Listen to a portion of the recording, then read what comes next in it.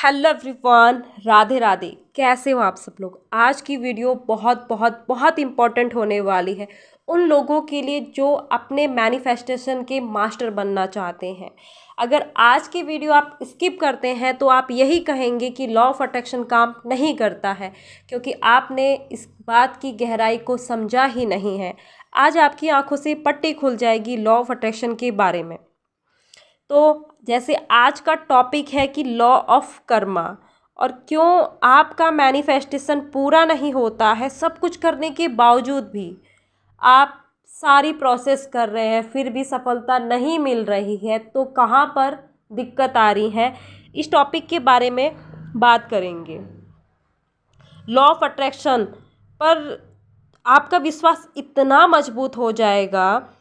कई लोग ये कहते हैं कि लॉ ऑफ अट्रैक्शन काम नहीं करता है।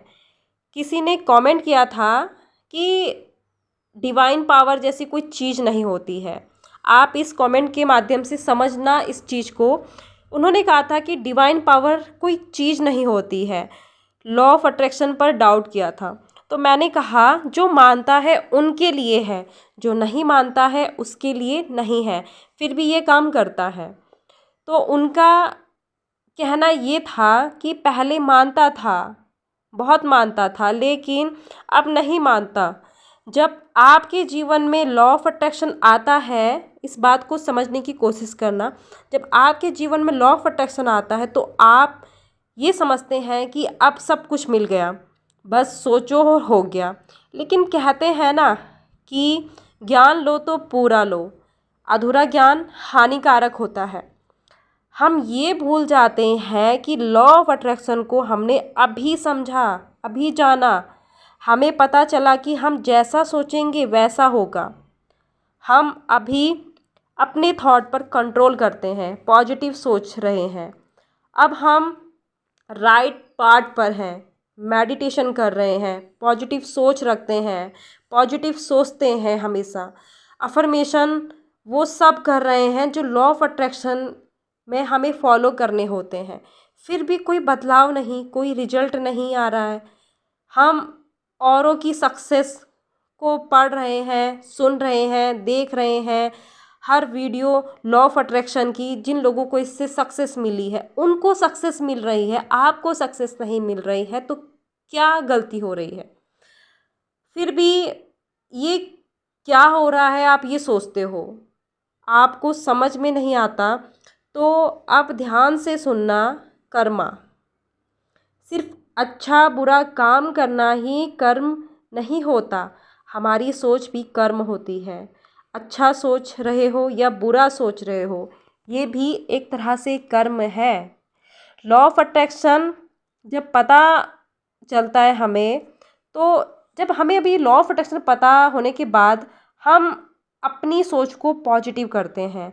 लेकिन इससे पहले जब इस लॉ को हमने फॉलो ही नहीं किया था, तो उससे पहले क्या हम हमेशा पॉजिटिव सोचते थे? नहीं, उससे पहले हम नेगेटिव सोचते थे अपनी लाइफ के बारे में, लोगों के बारे में। नेगेटिव विचार हमारे मन में चलते रहते थे, तो वो भी तो एक तरह से कर्म है।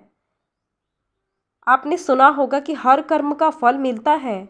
आपकी सोच भी एक कर्म है, किए हुए कर्म का फल तो मिलना ही है। अभी आप ग्रैटिट्यूड कर रहे हो, एथिक्स फॉलो कर रहे हो, अच्छा अच्छा सोच रहे हो, अच्छा अच्छा बोल रहे हो, राइट प्रोसेस में हो, तो उस नेगेटिविटी का क्या जो आप लॉ ऑफ अट्रैक्शन फॉलो करने से पहले किया करते थे। नेगेटिव सोचते थे, नेगेटिव विचार आपके मन में चलते थे, तो वो आपके जीवन में गहरा गड्ढा बना हुआ है। और जो आप सारे एथिक्स अभी फॉलो कर रहे हो लॉ ऑफ अट्रैक्शन के, ग्रैटिट्यूड कर रहे हो, मेडिटेशन कर रहे हो, तो वो उस गड्ढे को भर रहा है धीरे धीरे। मान लो जब चोट लगती है तो दर्द होता है और जख्म धीरे धीरे भरता है। ऐसा नहीं कि चोट लगी और जख्म एकदम भर जाता है, नहीं। ऐसे ही आपकी नेगेटिविटी, इतने सालों की नेगेटिविटी को निकलने में भी तो टाइम लगेगा ना।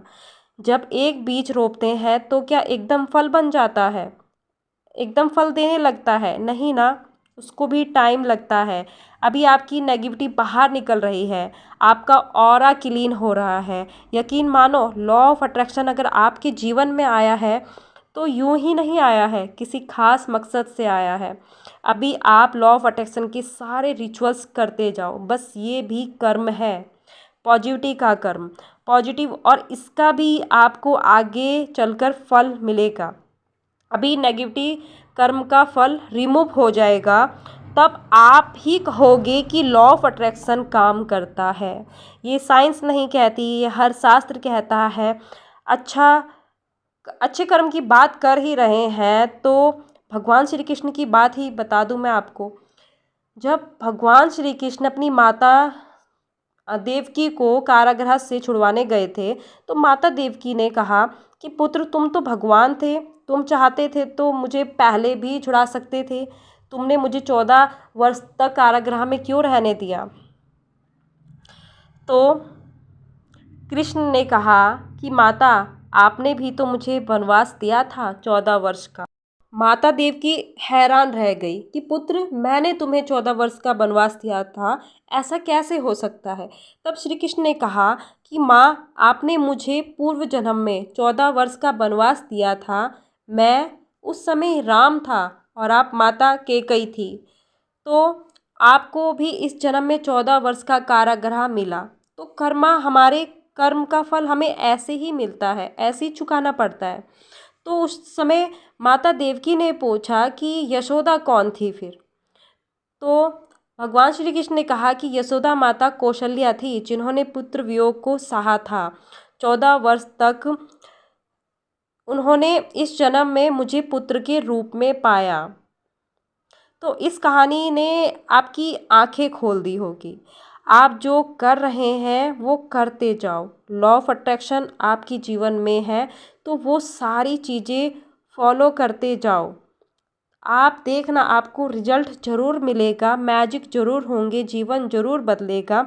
मुझे मिला है, कई लोगों को मिला है, और ये वाकई में जीवन बदलता है। एक बार मैंने भी इसको अनदेखा किया था और ऊपर वाले का कुछ ऐसा चमत्कार था कि ये मेरे जीवन में दोबारा आया, और मैं आज अपने को इतना भाग्यशाली समझती हूँ। अगर ये ना होता तो आज मेरा जीवन ना बदलता। तो मैं उन्हीं भाई बहनों से कहना चाहूँगी कि लॉ ऑफ अट्रैक्शन काम करता है। भगवान है, हवा है, पानी है, अन्न है, सब कुछ है। इस ब्रह्मांड में हर एक चीज़ है, बस कुछ दिखाई देती है, कुछ नहीं दिखाई देती है।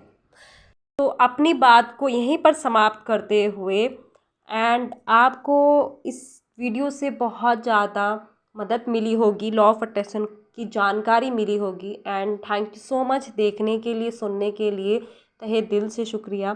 Thank you, thank you, thank you.